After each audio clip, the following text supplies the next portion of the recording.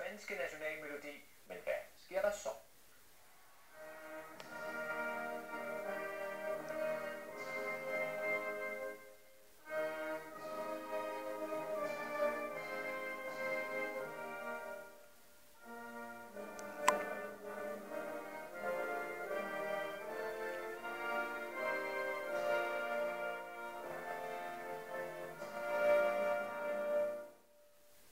En sjælden brøler er ellers de meget grundige turarrangører, Jørgen Leth. Hvor stor en skandale er det her?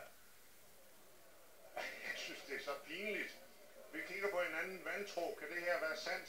Det er sådan et øjeblik. Man snyder Alberto Contador fra hans største øjeblik. Altså, det er jo pinligt. Det er jo ikke engang morsomt, altså. Heller ikke fordi det er den danske nationalsang. Det er bare meget pinligt.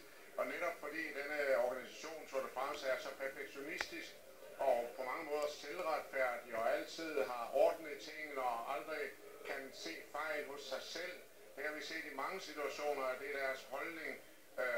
Det kan man se i Christian Prudhommes attitude altid, når han besvarer spørgsmål. Han sikrer sig på forhånd, at der ikke er nogen pinlige spørgsmål. Han spørger, hvad han skal snakke om, før han taler osv. Det er perfektionister til fingerspidserne. Og så laver det en så utilgivelig fejl, vil jeg kalde det. En kæmpe brøler. Det er ordet.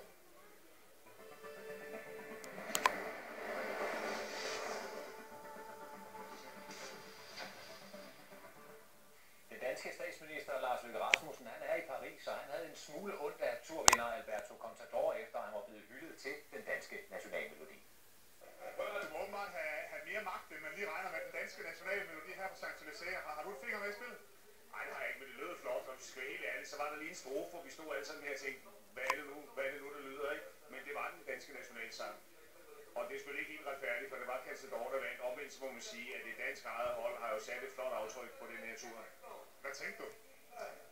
Nej, jeg tænkte faktisk, hvor er det lidt synd for ham, der vandt. Altså ikke fordi jeg elsker den danske nationalsang, men jeg kunne forestille mig, hvis det nu var en dansker, der havde vundet, og så man stillet sig op der, har kæmpet 21 dage, og så spillede de den spanske nationalsang, så vil man nok føle sig lidt snydt.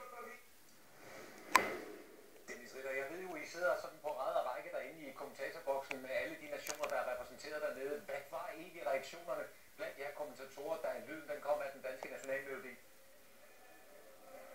Jamen, jeg lænede mig lige tilbage et øjeblik og kiggede rundt, fordi jeg skulle lige præcis se, hvad reagerer folk med på den her.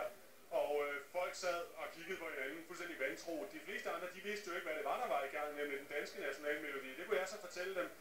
Vores naboer lige til højre for os, det er faktisk spanierne, Pedro Delgado og hans kollega, kommentatoren fra Spansk TV.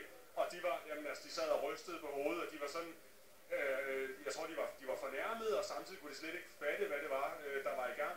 Og så kunne jeg så lige fortælle dem, at den melodi, der spillede, det var altså faktisk den danske nationalmelodi. Ja, men så Delgado tog så til hovedet, så nej, hvordan i alverden kan det ske?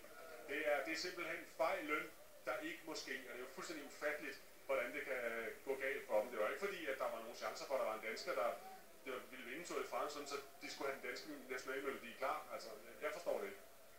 Nu er det ikke sådan en jukebox, man smider penge i, og så kan man bare ønske en melodi dernede. Altså, hvor mange test tror du, de får for det her? Ja, altså det er jo en situation, som man slet ikke har taget i betragtning, så jeg har heller ingen anelse om, hvor mange test de får.